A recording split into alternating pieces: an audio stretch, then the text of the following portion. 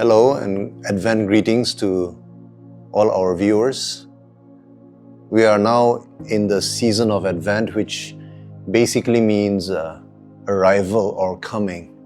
And it is a time of waiting for the coming of the Messiah, which we know is on Christmas Day. As we meditate on the Word of God during this Advent season, today I want to read out Isaiah chapter 2 and verse 4. The Lord will mediate between nations and will settle international disputes. They will hammer their swords into plowshares and their spears into pruning hooks. Nation will no longer fight against nation, nor train for war anymore.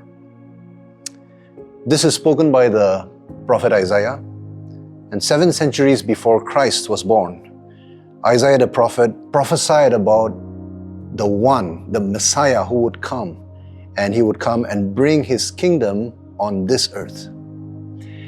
And according to Isaiah, this kingdom that the Messiah brings will be a kingdom of peace.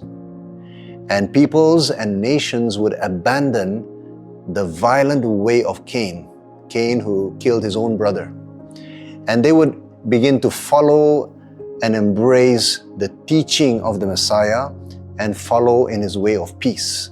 That is the prophecy of Isaiah. However, today, as I look around, I see many Christians and Christian leaders who have no problem with war. In my perspective, their view of the world and world affairs are very naive and self-righteous.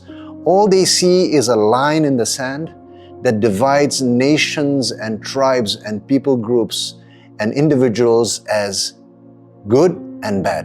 And so it's always that nation is good, that nation is bad, this tribe is good, this tribe is bad.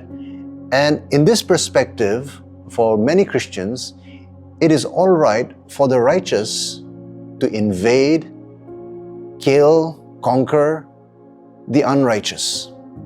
This is why we see even wars around the world being supported by so-called followers of Christ. However, as we study history, as we look at the Bible and also study history, we find that the earliest followers of Jesus, the earliest disciples of Christ, they clearly saw war and violence as absolutely incompatible with the kingdom of Christ. They rejected all forms of violence simply because they believed they were now part of a new kingdom, which is the kingdom of peace, and they had been brought out from the way of violence and the kingdom of violence, which is part of the old regime, the old order, which is passing away. Now for us, what prophet Isaiah saw as one day, for us, it has now come. That day that he saw has now come. It has arrived with the birth of Jesus, the Messiah, in Bethlehem. And so as we follow peace, whether internationally or locally with our neighbors or at home, we follow this peace because we breathe and we live in this atmosphere of the kingdom of peace. The so-called peace of the world comes by crushing and subduing our enemies and our opponents. But kingdom peace comes by us laying down our weapons, by dropping our stones, and by opening our arms in embrace. And so I want to encourage all of you as you prepare your hearts for Christmas, for the arrival of the Prince of Peace, that as we prepare for this, may we seek peace, may you pursue peace. Jesus himself said, "Blessed are the peacemakers, for they shall be called the children of God."